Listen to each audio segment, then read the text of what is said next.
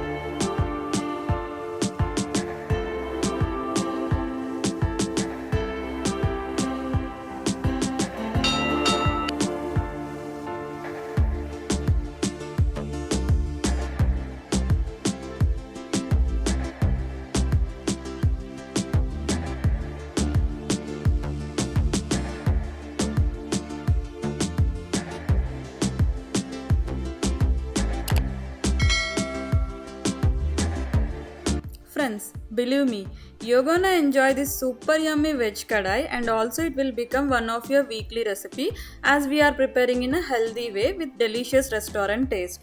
So do try this recipe and don't forget to like, share and subscribe Gruhinis World. Also, if you try this recipe, share your valuable comments with me. Thank you.